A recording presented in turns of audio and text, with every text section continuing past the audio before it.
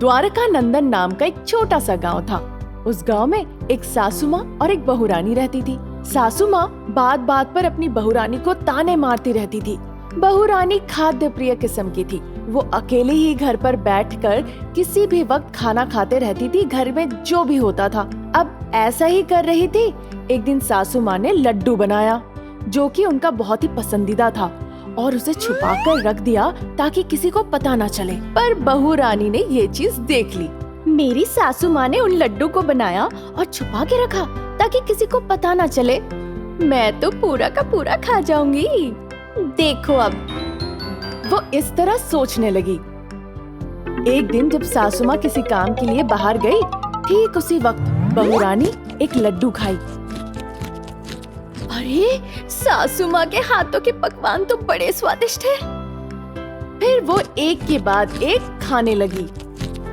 इस तरह वो खाते गई और लगभग सब खत्म कर दी। अरे, ये तो इतने स्वादिष्ट है कि मैं पूरा खा गई।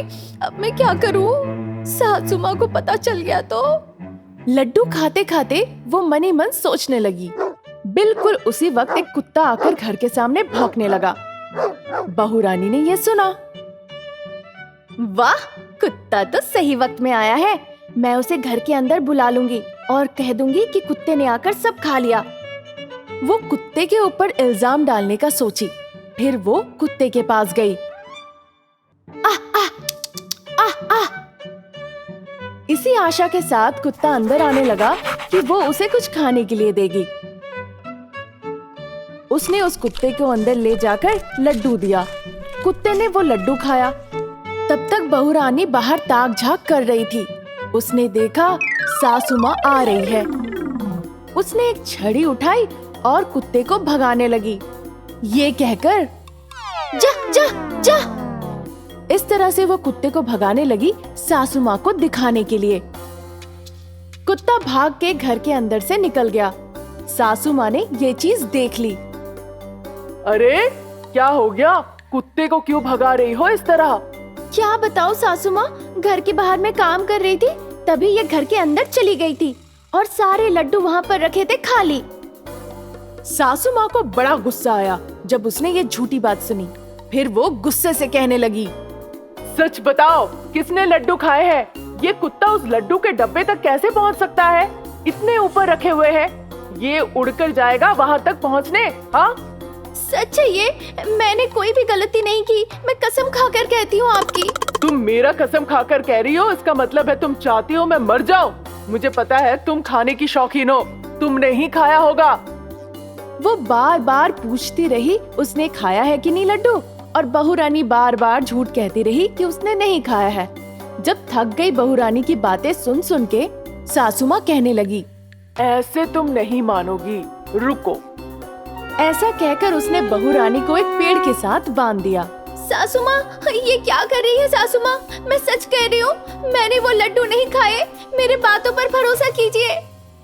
आज मैं तुम्हें सच बुलवा कर रहूंगी, देखो अब। ये कहकर उसने एक लकड़ी को जलाया। अगर तुमने सच नहीं बोला तो मैं तुम्हारी चमड़ी जला दूंगी, समझी? बहुरानी फिर भी सच नहीं बोली। फिर सासू माँ गुस्से से बड़बड़ाने लगी और उसके शरीर के पास वो आग ले जाने लगी ताकि वो जल जाए। सासू माँ छोड़ दीजिए, ऐसा वो जोर जोर से चिल्लाने लगी और अपनी सोच से वो बाहर निकल आई। अरे, ये सब मेरी कल्पनाएं थी। अगर ये सारे लड्डू मैंने खा लिया तो ये शायद मेरे सासू माँ सच में भी कर सकती है। अगर मैं लड्डू ना खाऊं तो मैं मर जाऊंगी क्या? अगर मैं खाई तो उनके हाथ तो पक्का मर जाऊंगी। छोड़ो, इसके लिए क्यों लड़ना। ये सोचकर उसने लड्डू को अपनी जगह रख दिया। तब तक सासू माँ आ गई। क्योंकि सासू माँ आ गई, ये आदिवासी लोग, मुझे ऐसा नहीं करना। किसके बारे में कह रही है आप सासू माँ? अरे, ये नशेड़ी लोग इस तरह की चींटियों की, चूहे मारने की दवाइयाँ बेचते हैं, वही सब। उन लोगों ने आपके साथ क्या किया? क्या किया? उन लोगों ने कहा कि इन दवाइयों को लड्डुओं में मिलाने के लिए घी के साथ, फिर उन्होंने कहा उसे बेचेंगे। 25 रुपए देंगे वो हर एक लड्डू के लिए। मैं उनकी बातों पे तैयार हो गई। मैंने भी घर पे लड्डू बनाए। अब वो कह रहे हैं कि उन्हें नहीं चाहिए, इसीलिए उन्हें कोस रही हूँ मैं। बहू रानी चौंक के देखने लगी। फिर सासू माँ कहने लगी उसे, तुम इस तरह से क्यों चौंक गई, जैसे कि मुर्गी को सुई लगी हो। वैसे क्या तुमने उन लड्डुओं को खाया है? मुझे खाने का तो बड़ा मन था, अगर मैं खा लेती तो पता नहीं क्या हो जाता मेरे सोच से बाहर। ओह, ऐसा वो सोचने लगी। फिर उसने सासू माँ से कहा, कुछ नहीं सासू माँ, मैं आपकी बातों को ध्यान से सुन रही थी। चलो अपना मुंह बंद रखो और जाकर घर का काम करो। अगर तुम खाने का नाम लेते रहोगी तो मेरे कान बजने लगेंगे। इस तरह से सासू माँ बड़बड़ाते हुए चली गई।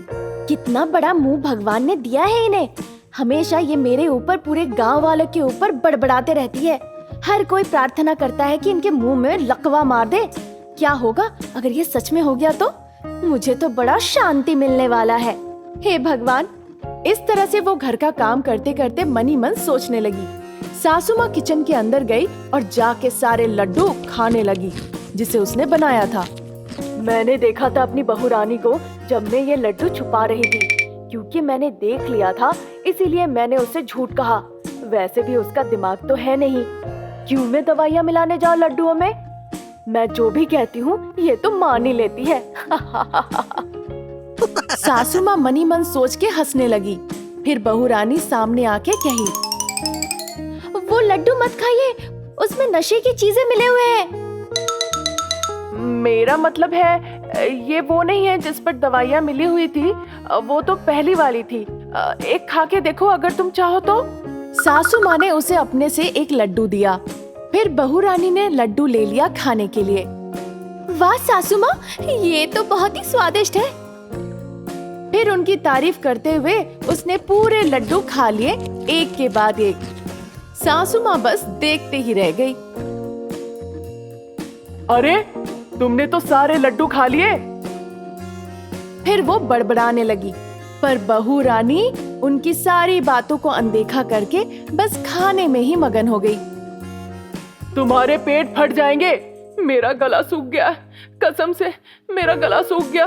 पर तुम लड्डू खाना बंद नहीं करोगी। अगर मैं तुमसे छीन लूं तो भी तुम मुझसे छीन कर खा जाओगी, मुझे पता है। तुम्हारा मुंह ही चोर जैसा है।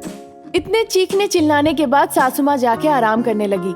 सारे लड्डू खाने के बाद बहू रानी सोचने लगी, वैसे भी मेरे सासू माँ ने अब तक क्या क्या बोला, मैंने कुछ भी नहीं सुना।